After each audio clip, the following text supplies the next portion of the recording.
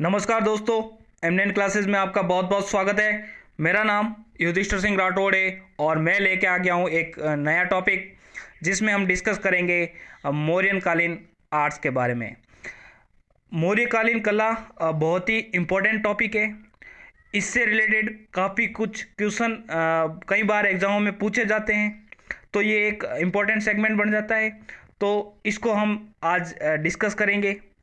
यदि आप मुझसे मेरे सोशल मीडिया प्लेटफॉर्म पर जुड़ना चाहते हैं तो आप मुझे टेलीग्राम, इंस्टाग्राम और ट्विटर अकाउंट पर भी फॉलो कर सकते हैं। इसके अलावा मेरे लेक्चर की कंप्लीट पीडीएफ आप मेरे इस टेलीग्राम चैनल से प्राप्त कर सकते हैं। आइए शुरू करते हैं मौर्यकालीन कला को। मौर्यकालीन कला को हम दो भागों में बांट सकते हैं। एक राजकीय कला और दूसरी है लोक कला। राजकीय कला में हम उन कलाओं को शामिल कर सकते हैं जिसके लिए राज्य या शासकों के द्वारा प्रयास किए गए तथा उन्हीं के प्रयासों से सुंदर कलाकृतियाँ बनाई गई। इसमें हम जो चंद्रगुप्त मौर्य के द्वारा निर्मित पाटलिपुत्र के राजप्रसाद उनको शामिल कर सकते हैं। इसके अलावा अशोक द्वारा स्थापित प्रस्तर स्तंभ उनको हम शामिल कर सकते हैं और इसके अलावा जो स्तूप है उनको भी शामिल कर सकते हैं तथा उनके राजाओं के द्वारा बनाई गई गुफाओं को इसमें शामिल किया जाता है। इसके बाद में जो आम जनता है उनके द्वारा जो कला के क्षेत्र में क्या विकास किए गए, क्या प्रयास किए गए, उन सभी को हम लोक कला में शामिल कर सकते हैं। तो सबसे पहले हम इनके महलों को देख लेते हैं। मेगस्थनीज ने जो चंद्रगुप्त मौर्य के महल थे या उन्होंने जो पाटलिपुत्र में नगर नियोजन स्थापित किया उसकी प्रशंसा करता है और बताता है कि जो चंद्रगुप्त मौर्य के जो महल है वो काफ़ी सुंदर महल है। इसके अलावा जो मौर्यकालीन महल हैं उनमें ईंटों का प्रयोग होता था, वो भी पकाई ईंटों का, लेकिन कहीं कहीं हमें क्या है लकड़ी के साक्ष्य भी मिलते हैं, अर्थात महलों में जो है वो लकड़ी का भी प्रयोग होता था। जैसे कि बुलंदी बाग से हमें क्या है लकड़ी के महलों के साक्ष्य हमें मिलते हैं। कुम्भहार से राजा प्रसाद के हमें क्या है साक्ष्य मिलते हैं, अर्थात वहाँ से रॉयल प्लेसेस जो बने थे उनके भी हमें वहाँ से साक्ष्य मिलते हैं। मेगस्थनीज और स्ट्रेबो ये दोनों जो है वो पाटलिपुत्र के महलों व नगर नियोजन की क्या है प्रशंसा करते हैं।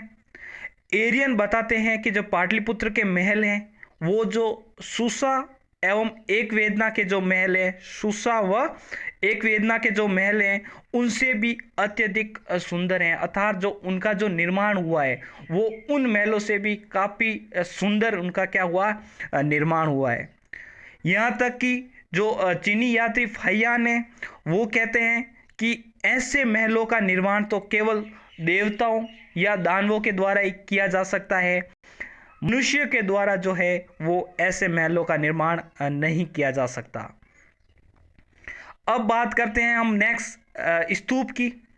स्तूपों के अंदर भी बहुत सारे स्तूप अशोककालीन टाइम में बने थे। उसमें से बौद्ध साहित्य के अनुसार अशोक ने जो है वो 84,000 स्तूपों का निर्माण करवाया था। उसमें से जो पहला है वो है पिपरहवा, यूपी में स्थित है। ये जो है वो सबसे प्राचीनतम स्तूप माना जाता है।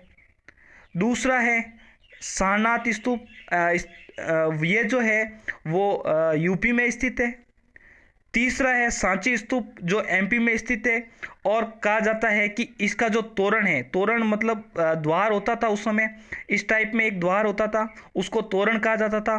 तो इसका जो तोरण है वो सबसे सुंदर तोरण है तथा इसमें बुद्ध की शिक्षाएं, प्रतीक, लौकिक जीवन जो है वो इस सांची के स्तूप में हमें मिलते हैं।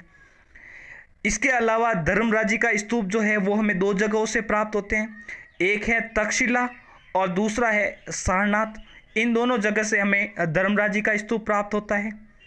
ये जो चारों स्तूप है पिपरहवा, सारनाथ, सांची और धर्मराजी का, ये चारों जो स्तूप है वो मौर्यकालीन स्तूप है। इसके अलावा हमें अन्य स्तूप भी प्राप्त होते हैं जैसे कि अमरावती स्तूप। ये स्तूप जो है वो संगमरमर से निर्मित है। इसका जो निर्माण है वो व्यापार संघ या श्रेणियों के प्रमुख ने करवाया। उस समय जो क्या है कि व्यापार करने के लिए बहुत सारी श्रेणियां होती थी और उन श्रेणियों के प्रमुखों के द्वारा कभी कभी स्तूपों का निर्माण भी करवाया जाता था। जो अमरावती का जो स्तूप है उसका निर्माण जो है वो श्रेणियों के द्वारा कराया गया। ये तीसरी शताब्दी ईसा पूर्व का जो है वो स्तूप है। उसके अलावा अगला जो स्तूप है वो है धमेक स्तूप।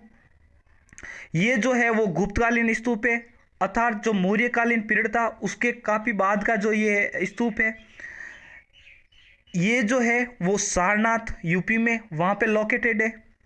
इसमें साधारण एवं ईंटों से निर्मित है। इस स्तूप को बहुत ही साधारण बनाया गया। इसके अलावा इसमें जो है वो ईंटों का भी प्रयोग किया गया है। अगला जो स्तंभ है वो है बरहूती स्तंभ। इसकी स्थिति जो है वो है यूपी एमपी में स्थित है ये। अब बात करते हैं स्तूप क्या होते हैं। स्तूप का जो शाब्दिक अर्थ होता है वो होता है डेर। स्तूप का प्रमुख जो उल्लेख है वो हमें ऋग्वेद में मिलता है। हमें 4 वेद है, 4 वेदों में जो पहला जो वेद है उसमें हमें जो है स्तूप का उल्लेख मिलता है। स्तूप 4 प्रकार के होते हैं। पहला जो है वो है शारीरिक स्तूप। इनकी संख्या जो है वो 8+1 है। इसको भगवान बुद्ध के अवशेषों को रखा जाता है कि जो शारीरिक स्तूप होते हैं उनमें ये आरंभिक है तथा इसमें भगवान बुद्ध के जो अवशेष हो गए जैसे कि दांत हो गई, हड्डी हो गई, उन सभी को इसमें रखा जाता है। दूसरा है पारिभोगिक स्तूप। इसमें भगवान बुद्ध से संबंधित वस्तुएं जैसे बुद्ध का भिक्षा पात्र, जूते आदि इसमें रखे जाते हैं, इसलिए इसको पारिभौमिक स्तूप कहते हैं। फिर बाद में है उद्देशिका स्तूप। बुद्ध से संबंध जो स्थान है, उनसे संबंधित जो भी स्थान है, उनसे जो संबंधित जो भी प्रतीक है, वहाँ पर जो स्तूप बनाए जाते हैं उनको कहते हैं उद्देशिका स्तूप। उसके बाद में है वो है पूजार्थक स्तूप, अर्थात धार्मिक भावना के उद्देश्य से जो स्तूप बनाए जाते हैं, अर्थात पूजा के लिए जो स्तूप बनाए जाते हैं, आस्था के रूप में जो स्तूप बनाए जाते हैं, उनको हम पूजार्थक स्तूप कहते हैं। अब कैसे दिखते थे स्तूप, तो ये स्तूप का एक चित्र देख लीजिए। उसमें सबसे जो ऊपर है वो ऐसे छतरी बनी होती है, उसको छत्र कहते हैं। उसके बाद में उसके नीचे जो है ये जो छत्र होता है वो धार्मिक प्रतीक होता था। इसके अलावा उसके नीचे है वो है हर्मिका। हर्मिका जो है वो अवशेष रखने का स्थान होता था, यहाँ पे अवशेष को रखा जाता था। उसके नीचे जो होता है वो होता है अंड। अंड जो है को ये जो है मेन हिस्सा होता था, ये अंड है और ये मेन हिस्सा है। इसके बाद में ये 4 दीवारी होती है। इस 4 दीवारी को मेडी कहा जाता है, अर्थात ये जो है वो प्लेटफॉर्म होता है, आधार होता है, इसी पर अंड का निर्माण होता है। और इस अंड और 4 दीवारी के बीच में एक पथ होता है, प्रदक्षिणा पथ। फिर उसके नीचे जब आते हैं अपन, तो ये जो बाहर का जो दीवार है उसको वेदिका कहा जाता है और अंदर घुसने का जो द्वार होता है उसको तोरण कहा जाता है। फिर यहाँ ये जो उसके मेडी और वेदिका के बीच का जो स्थान है उसको पथ कहा जाता है। तो ये ऐसे करके कंप्लीट जो है स्तूप का निर्माण किया जाता है। अब बात करते हैं हम स्तंभ की, कि उस समय जो स्तंभ कौन कौन से बने थे।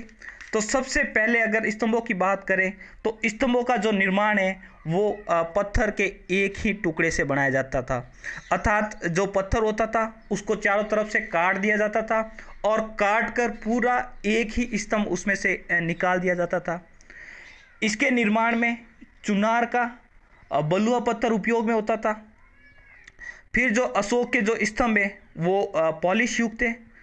इसके अलावा इसमें जो धम्म की शिक्षा है उनका प्रसार व अन्य सूचना है तो इनका उपयोग किया जाता था, जो हमें मौर्यकालीन साम्राज्य के सबसे प्रमाणिक स्रोत जो है वो हमें स्तंभ के रूप में मिलते हैं। सबसे पहले हम बात करते हैं सारनाथ स्तंभ की। इस स्तंभ में 4 शेर जो है हमें मिलते हैं। सबसे ऊपर हम देखेंगे तो उसमें 4 शेर है जो वो पीठ सटाए बैठे हैं। ये भारत का जो है वो राष्ट्रीय प्रतीक भी है। इसके फलक पर भगवान बुद्ध के प्रतीक भी हमें मिलते हैं। भगवान बुद्ध से संबंधित जो भी प्रतीक है, जैसे कि सांड है, कमल है, घोड़ा है, वो सभी क्या है हमें सांड, हाथी, सांड, घोड़ा, शेर आदि क्या है हमें ये जो बीच में स्लेट है वहाँ पर मिलते हैं।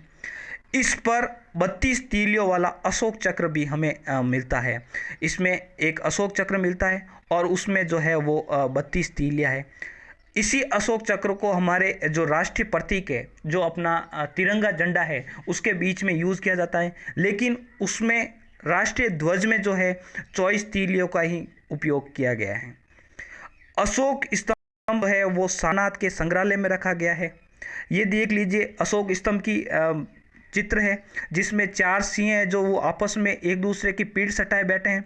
इसके अलावा जो ये नीचे है ये वो चक्र है और आसपास में बहुत सारे घोड़े, हाथी वगैरह बने हुए हैं जो भगवान बुद्ध से संबंधित है। इसके अलावा एक नीचे अवांगमुखी, नीचे मुँह किया हुआ हमें फूल भी मिलता है। ये देखिए कमल का फूल, इस तरह बहुत सारे चित्र हमें वहाँ से मिलते हैं। अब बात करते हैं सांची के स्तंभ की। तो सांची के स्तंभ से हमें क्या है 4 शेर मिलते हैं और रुमिनदेई के अभिलेख से हमें घोड़ा मिलता है। इसके अलावा जो रामपुरवा है, रामपुरवा से हमें बैल और शेर मिलता है। वैशाली के अभिलेख से हमें एक शेर मिलता है और संकिसा के स्तंभ से हमें हाथी मिलता है।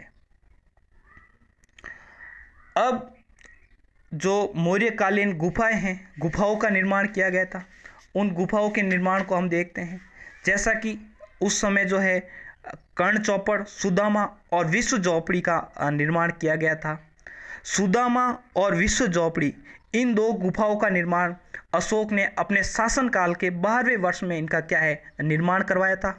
इसके अलावा जो कर्ण चौपड़ है, कर्ण चौपड़ का जो निर्माण है अपने शासन के 19वें वर्ष में इन्होंने इसका निर्माण करवाया था, क्योंकि उस समय बाढ़ आई थी और सन्यासियों को उन्होंने सुरक्षा देने के लिए इस कर्ण चौपड़ गुफा का निर्माण करवाया था। इस समय के जो गुफाएं हैं, गुफाओं की जो निर्माण शैली है वो हमें बौद्ध शैली से मिलती है। फिर कालांतर में जब मौर्य शासकों ने गोपिका गुफा का निर्माण करवाया, ये करवाया था दशरथ के द्वारा। ये जो दशरथ है वो अशोक के पोते थे। इसने इस गोपिका गुफा का निर्माण जो है वो नागार्जुनी की पहाड़ियों में करवाया था। कालांतर में इन्हीं गुफाओं के आधार पर बाजा, कनेरी और कार्ले के चैत्य का निर्माण भी हुआ था।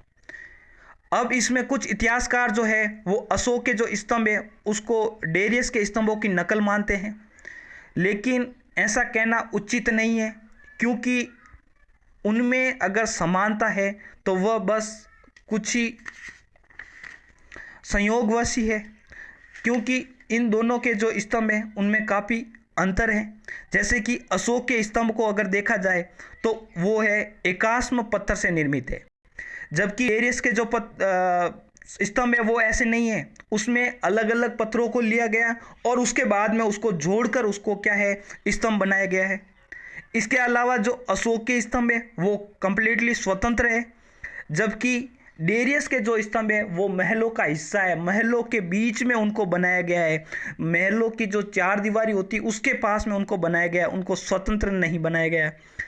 फिर तीसरी जो अलग विभेद है दोनों में वो है कि जो अशोक के जो स्तंभ में कमल का जो फूल है वो अवांगमुखी, अर्थात उसका मुंह जो है वो नीचे है, जबकि डेरियस के स्तंभों में कमल का जो मुंह है वो ऊपर की तरफ सीधा खुला हुआ है।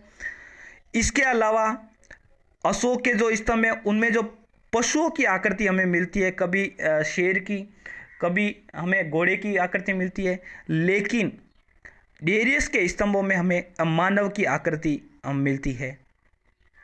अशोक के स्तंभ सपाट है, जबकि डेरियस के जो स्तंभ है वो नालीदार है इसके अलावा एक महत्वपूर्ण विशेषता ये है कि अशोक के जो स्तंभ है वो लेख युक्त है, उस पर लेख लिखे गए हैं, जबकि डेरियस के स्तंभों पर लेख नहीं है, अर्थात वो जो है लेख विहीन स्तंभ हैं। अब बात करते हैं लोक कला की। हमने राज्य के कला को देख लिया, अब देखते हैं लोक कला की। वहाँ की जो आम जनता थी उन्होंने क्या प्रयास किए, उनके समय क्या क्या निर्माण हुआ, उस कला को हम देख लेते हैं। तो सबसे पहले बात करते हैं कि मौर्यकालीन जो समय था उसमें हमें यक्ष एवं यक्षिणियों की मूर्ति मिलती है, अर्थात जो देवताओं और उनके जो विभिन्न जो उनकी जो पुजारी होते थे यक्षिणियाँ, उनकी मूर्तियाँ हमें उस समय की मिलती थी, और उस समय ये जो है बनना उनका आरंभ हो गया था। इसके अलावा मथुरा के पास परकम से हमें एक यक्ष की मूर्ति मिलती है जिसे मणिभद्र कहा गया है, उस यक्ष की मूर्ति को मणिभद्र कहा गया। पटना के पास दीदारगंज से हमें एक यक्षिणी की मूर्ति मिलती है जिसे चामार ग्रहणी या चौरी ग्रहणी कहा जाता है, अर्थात ये देख लीजिए ये मूर्ति जो है वो उसी चामार ग्रहणी की है। चामार एक सफ़ेद कलर का ऐसे वो झाड़ू टाइप में होता था, जिससे पुराने टाइम में राजा महाराजाओं के लिए हवा करने के लिए उसका यूज़ किया जाता था। तो ये इसमें देखिए कि ये जो लड़की है वो उसी चामार को ग्रहण किए हुए पकड़ी हुई है, और ये जो मूर्ति है हमें दीदारगंज से प्राप्त होती है। मथुरा के पास में बड़ौदा नामक गांव से हमें एक यक्ष की मूर्ति मिलती है। इसके अलावा धौली से हमें पत्थर को काटकर बनाया हुआ हाथी भी मिलता है। बुलंदी बाग से हमें एक पहिया मिलता है, तथा बुलंदी बाग से हमें एक हंसते हुए बालक की मिट्टी की मूर्ति भी मिलती है, और लोहानीपुर से हमें एक तीर्थंकर की मूर्ति मिलती है जो नग्न अवस्था में है। तो ये हो गई कंप्लीट मौर्यकालीन कला। इसके आगे के लेक्चर में हम मौर्यकालीन प्रशासन को पढ़ेंगे। आशा करता हूँ इस लेक्चर से आपको बहुत कुछ सीखने को मिला होगा। Thank you for listening.